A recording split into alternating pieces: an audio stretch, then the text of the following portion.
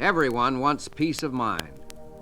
A primary method for filling your thoughts with peace is to practice emptying the mind of peace-disturbing factors.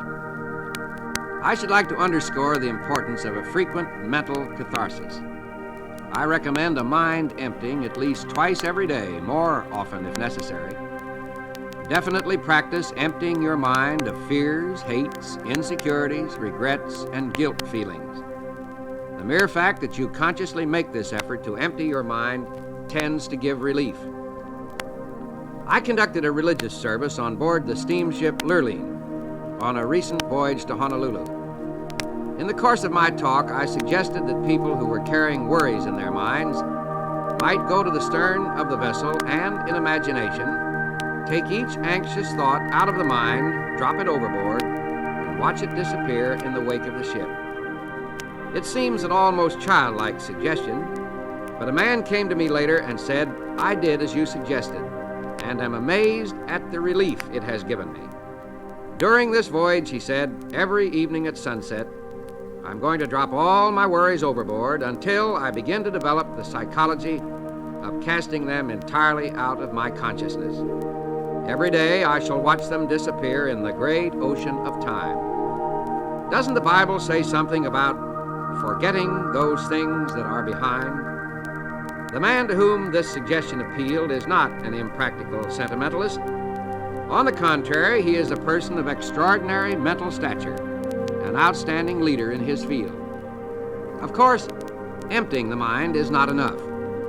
When the mind is emptied, something is bound to enter. The mind cannot long remain a vacuum. You cannot go around permanently with an empty mind. It is necessary to refill the emptied mind, or the old unhappy thoughts which you have cast out will return to plague you. To prevent that happening, immediately start filling your mind with creative and healthy thoughts. Then, when the old fears and hates and worries that have haunted you for so long try to edge back in, they will in effect find a sign on the door of your mind reading, "Occupied." At intervals during the day, practice thinking a carefully selected series of peaceful thoughts. Let mental pictures of the most peaceful scenes you have ever witnessed pass across your mind, as, for example, some beautiful valley filled with the hush of evening time. Or recall the silvery light of the moon falling upon rippling waters. Or remember the sea washing gently upon soft shores of sand. Such peaceful thought images will work upon your mind as a healing medicine. Also practice the technique of suggestive articulation. That is, repeat audibly some peaceful words. Words have profound suggestive power, and there is healing in the very saying of them. Use such a word as tranquility. Repeat that word slowly several times.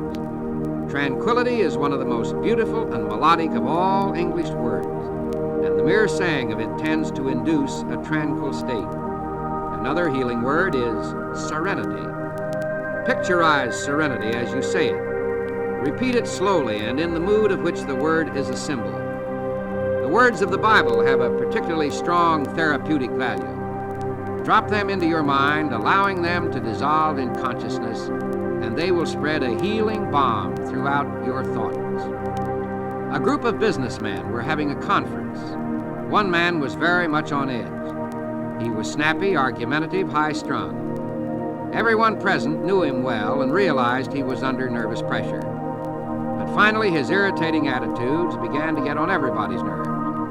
Presently, he opened his traveling bag, took out a big bottle of brackish-looking medicine, and poured himself a large dose. Asked about this medicine, he growled, "Oh, it's something for nerves.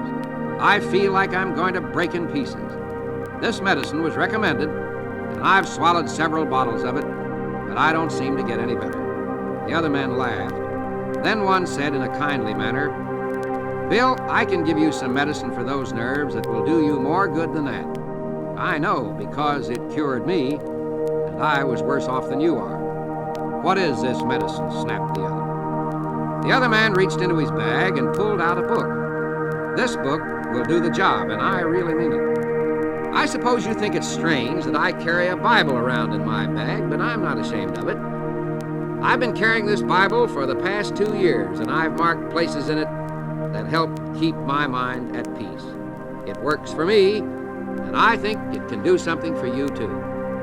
The others were listening with interest to this unusual speech. The nervous man had sunk low in his chair.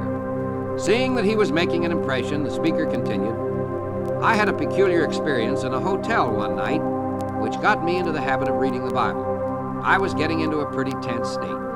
Standing by the dresser, my eye happened to fall upon a Bible lying there. Something impelled me, and I opened the book to one of the Psalms and started to read. I was interested, but certainly surprised at myself, me reading the Bible. It was a laugh, but I kept on reading. Soon I came to the 23rd Psalm, to that line, 'He leadeth me beside the still waters.' I liked that. It sort of got me. I sat there repeating it over and over, and the next thing I knew, I woke up. Apparently, I had dropped off to sleep and slept soundly.